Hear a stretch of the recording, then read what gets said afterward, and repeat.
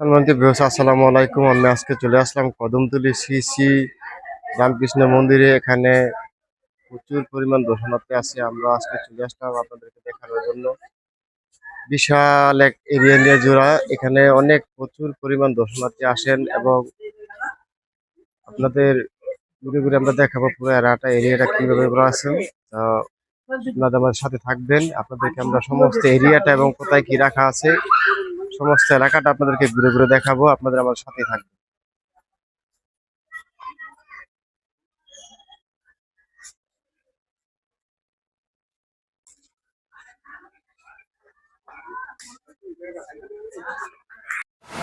আশ্রমে আসার পর দেখি হঠাৎ করে একটি ট্রলার আসতেছে। সেই ট্রলারের ভিডিওটা আপনি করলাম। খুবই সুন্দর একটা ওয়েদার, জায়গাটা অসাধারণ একটা জায়গা, মিনি কক্সবাজার হিসেবে পরিচিত। গোপালদি, কদমতলী, শ্রী শ্রী রামকৃষ্ণ মন্দির, খুবই সুন্দর একটি জায়গা।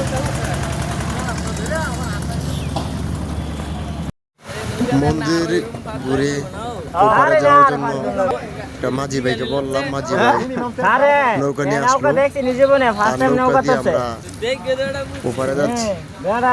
আমার সাথে যাদেরকে দেখতেছেন প্রত্যেকটা লোকে ব্রাহ্মণবাড়িয়ার, তারা ঢাকা থাকেন।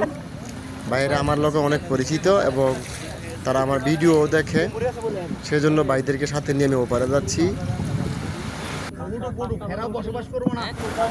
তারা বলতেছে নৌকাটা নাকি ডুবে যাবে। আমি বললাম ব্রাহ্মণবাড়িয়ার মানুষ তো ডরায় না, তারা তো অনেক সাহসী হয়।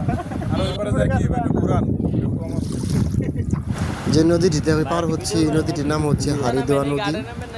এই হারিদোয়া নদীর মধ্যে কিছুদিন আগে কুমুর নিয়ে একটি ভিডিও হয়েছিল, সেই ভিডিওটি বর্তমানে ভরিতে আছে। তো মাঝি ভাইকে আমি জিজ্ঞেস করলাম, আপনি নৌকার মধ্যে থাকেন, আপনি কুমুর দেখছেন কিনা?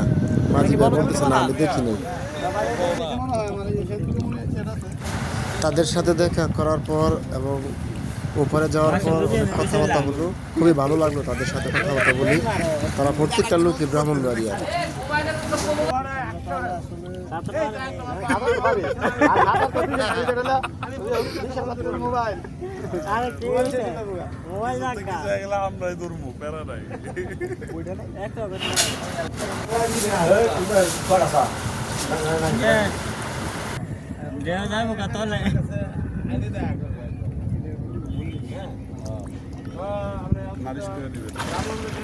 দেখা করবে নি, অথচ আমি যে কয়বার যে আপডাউন করলাম বইটা দুই সিরিয়াল বইটা দরকার আছে। এই দিক যাবা কেন ওদের টাইমিং মিলাই দিলাম বাবা দুই সিরিয়াল শুধু খাল পানি। তুমি একটু ওদিকে যাও না ভাই, ও ওইখানে আবার দাগালো না পানি টাইলো ওইটা হালটা মনে করলো নি হালটা নিগেল বইটা নিল বইটা আমরা একটা বইটা হয়ে যাবে।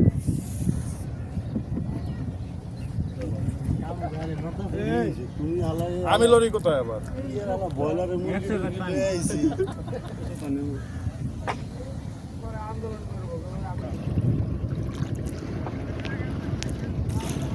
এখন যদি কুমিরে যদি আমার মেয়ের যদি ঘরে যে বুড়াটা রাখে আর মাংস মজা পাইব খানোর বেলা আলাদা করবো। আমার দিলাম পাতলা কম হই দেখি